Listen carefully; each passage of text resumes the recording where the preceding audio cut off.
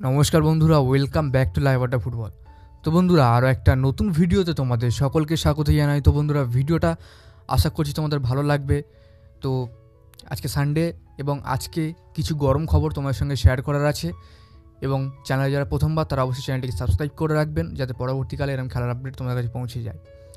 আজকে বিশেষ কিছু আপডেট তোমার সঙ্গে শেয়ার করার আছে। তোমরা ভিডিওটা একটা সেকেন্ডও স্কিপ না করে পুরোটা দেখতে থাকো। বন্ধুরা, এই মুহূর্তে মোহনবাগানের সমর্থকরা বেশ অখুশি বলেই মানা যায়, কারণ অস্ট্রেলিয়ার যে 3টে প্লেয়ার আছে, এই 3টে প্লেয়ারের জন্য কিন্তু এএফসি চ্যাম্পিয়ন্স লিগ খেলতে যেতে পারিনি মোহনবাগান, এমনটাই ধরা হচ্ছে। তবে আমি তোমাদেরকে পুরোপুরি আসল কথাটা বলি। মোহনবাগান দলে যে 26টা প্লেয়ার আছে না, অর্থাৎ 26টা যে স্কোয়াডে প্লেয়ার আছে, প্রত্যেকটা প্লেয়ারই কাগজে সই করেছে যে তারা ইরানে যাবে না। শুধুমাত্র 3টে প্লেয়ারের দোষ দিলে হবে না, পুরো মোহনবাগান টিমই বারণ করেছে যে আমরা এএফসিতে খেলতে যাব না।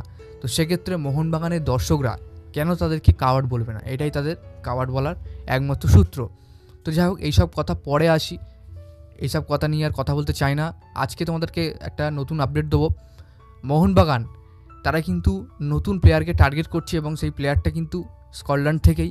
তো স্কটল্যান্ড থেকে কিন্তু তারা মাঝমাঠের অ্যাটাকিং মিডফিল্ডারের পজিশনের প্লেয়ার তারা এখনও পর্যন্ত মরিয়াভাবে খুঁজছে। তবে আমার কাছে যেটুকু খবর আছে যে তারা উইন্টার ট্রান্সফারে কিন্তু অবশ্যই মোহনবাগানে নতুন অ্যাটাকিং মিডফিল্ডার সই করবে, এমনটাই কিন্তু খবর আমার কাছে আছে। তবে দেখো, অনেকে কমেন্টে এসে বলবে যে এটা কিন্তু ফেক খবর। তো দেখো, যাদের মনে হয় ফেক খবর তারা ফেক খবর বলো, কোনো যায় আসে না। যখন উইন্টার ট্রান্সফারটা আসবে তখন তোমরা দেখে নিও। মোহনবাগান কিন্তু এই আগামী 1-2 বছরের মধ্যে আর কোনো বিদেশি সই করাবে না। শুধুমাত্র এই উইন্টার ট্রান্সফারে শুধুমাত্র একটা অ্যাটাকিং মিডফিল্ডার অর্থাৎ গ্রেগ স্টুয়ার্টের যে ঘাটতিটা সেটা মেটানোর জন্যই কিন্তু মোহনবাগান সই করাবে। তো আশা করছি তোমাদের ক্লিয়ার করতে পারলাম এই কথাটা বলে। দেখো, পরবর্তী আপডেট তোমাদের দেবো মোহনবাগানের যে ডিফেন্সিভ মিডফিল্ডারকে নিয়ে এবং ডিফেন্সকে নিয়ে। দেখো, এই মুহূর্তে দুটো বিদেশি নাম জুড়ে দেওয়া হচ্ছে, যে একটা বিদেশি স্পেনের এবং একটা বিদেশি কিন্তু ব্রাজিলের। দেখো, অলরেডি ব্রাজিলের একটা প্লেয়ার খেলছে, রবসান রবিনো, এবং আর একটা খবর পাওয়া যাচ্ছে যে স্পেন থেকে কিন্তু আরও একটা প্লেয়ারকে মোহনবাগান নিতে পারে, যেটা কিন্তু পেত্রাতসের সোয়াপ করে। অর্থাৎ পেত্রাতসের কিন্তু বাদ দিয়ে নতুন স্পেনের প্লেয়ার নিতে পারে মোহন। তবে সম্প্রতি শোনা যাচ্ছে যে মোহনবাগান হয়তো পেত্রাতসকে ছেড়ে দিয়ে নতুন প্লেয়ারকে আনতে পারে ব্রাজিল কিংবা স্পেন থেকে, তারই পজিশনের প্লেয়ার অর্থাৎ ফলস নাম্বার 9কে কিন্তু আনতে পারে মোহনবাগান, এমনটাই খবর বেরিয়ে আসছে।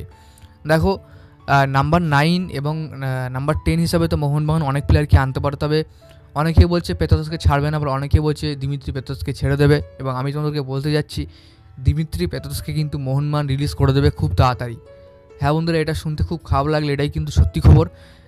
দিমিত্রিকে কিন্তু খুব তাড়াতাড়ি মোহনবাগান ছেড়ে দিতে যাচ্ছে, এমনটাই খবর বেরিয়ে আসছে। কারণ তোমরা অনেক লক্ষ্য করে দেখেছো যে হোসে মলিনা তিনি কিন্তু স্কোয়াডে রাখছে, পেত্রাতসকে কিন্তু মাঠে নামাচ্ছে না, কখনো কখনো স্কোয়াডেই রাখছে না, এবং আমরা দেখতে পাচ্ছি। তো অনেকের ধারণা যে পেত্রাতস তিনি দল ছেড়ে দেবেন, তো এমনটাই কিন্তু হতে পারে। তো দেখা যাক আগামী দিনে যদি কোনো ভালো আপডেট আসে বা কোনো রকম আপডেট আসে, সে কিন্তু সবার প্রথমে আমি তোমাদেরকে শেয়ার করব। তো যাই হোক বন্ধুরা, আজকের জন্য ভিডিওটা এতটাই ছিল। ভিডিওটা ভালো লাইক করে দিও, আর আমাদের এই চ্যানেলে যদি প্রথমবার যদি হয়তো চ্যানেলটাকে সাবস্ক্রাইব করে পাশের বেল আইকনটি অল করে রাখো। ধন্যবাদ।